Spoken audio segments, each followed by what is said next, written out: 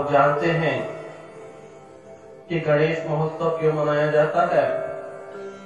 क्या है गाथा इसके पीछे की? देवों के देव महादेव के पुत्र महादेव जी के पुत्र को प्रथम स्थान प्राप्त है। चाहे आप पूजा पाठ कीजिए, चाहे कोई उपासना, उनको प्रथम स्थान दिए बगैर आपकी कोई भी पूजा संपन्न नहीं होती। जानते हैं गणेश चतुर्थी क्यों मनाई जाती है? यहाँ पर विराजमान कुछ माताएं बहनें जानती भी हैं, लेकिन जो लोग नहीं जानते उनको हम बताना चाहते हैं कि आज के दिन देवों के देव महादेव के प्रथम पुत्र श्री गणेश का जन्म हुआ। कथा इस प्रकार से है कि माता एक बार स्नान कर रही होती है तो महादेव जी पीछे से आ जाते हैं। माता को बहुत बुरा लगता है। तत्पश्चात एक दिन माता जी अपने शरीर पर लेप लगाती हैं। सरसों का लेप लगाया और लेप के पश्चात आप सब लोग जानते हैं स्नान करना जरूरी होता है। तो माता जी को उस दिन की बात याद आई जब महादेव जी आ गए।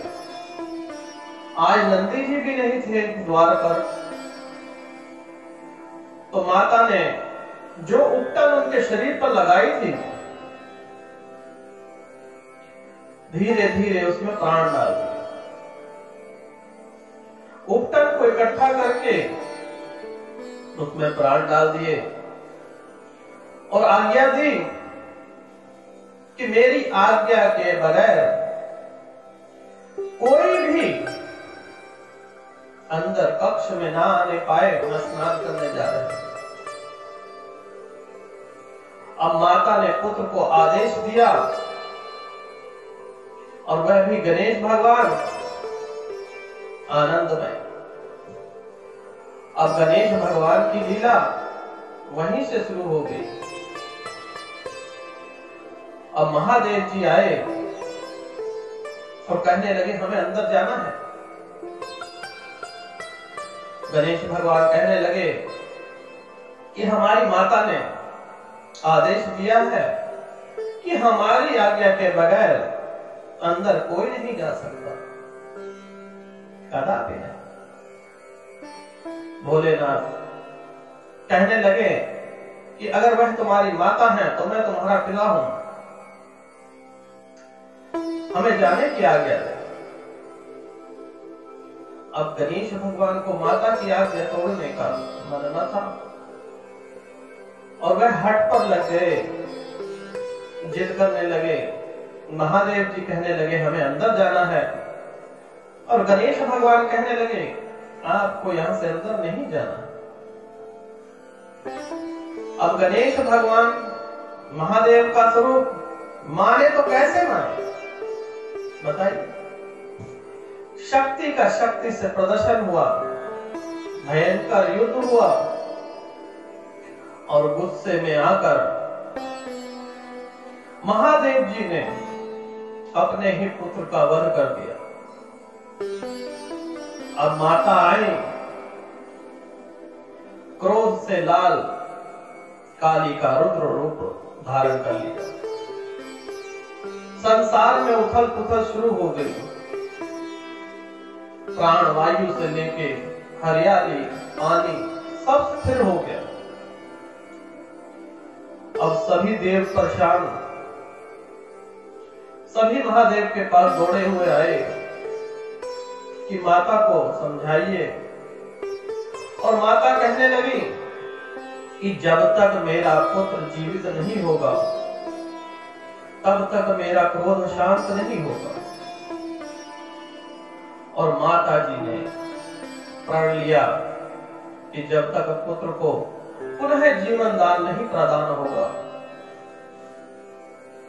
तब तक माता जी क्रोधित ही रहेगी। ऐसा भयानक रूप महादेव जी ने देखा। महादेव जी ने अपने गणों को आदेश दिया कि पूर्व की दिशा में जो भी प्राणी हो और जो बच्चा अपनी मां अपने उस बच्चे की पीठ दिखा रही हो, ऐसे प्रथम प्राणी को ले आओ।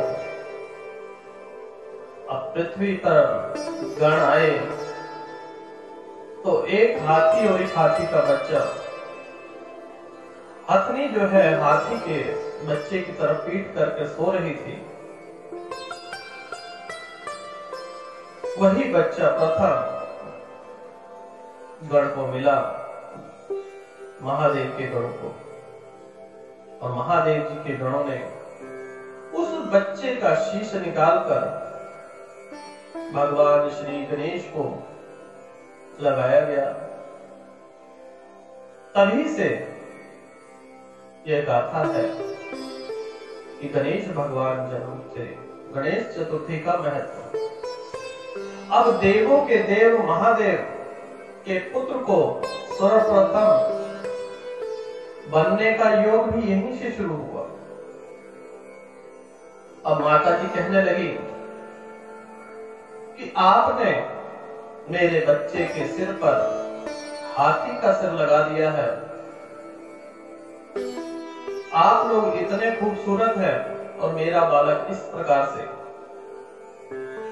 तो मेरे बालक को कुछ महादेव जी वरदान दीजिए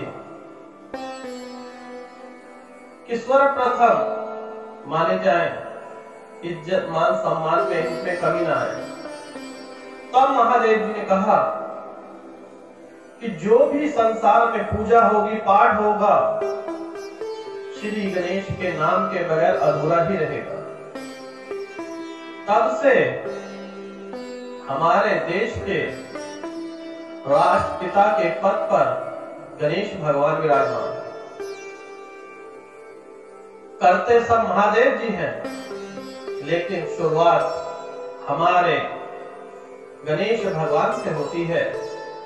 इसी पर्व को गणेश चतुर्थी का महत्व कहते हैं।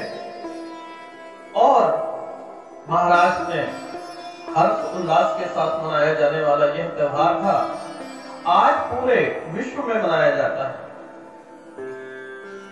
जिनके घर में दुख दरिद्रता का वास हो और वो गणेश जी वहां पर विराजमान हो और चार ही नाम ले ली जाए, उनके घर में कोई परेशानी नहीं आती। ओम नमः सिद्धि विनायक नमो नमः। ओम नमः सिद्धि विनायक नमो नमः। ओम नमः सिद्धि विनायक नमो नमः। ओम नमः सिद्धि विनायक नमो नमः।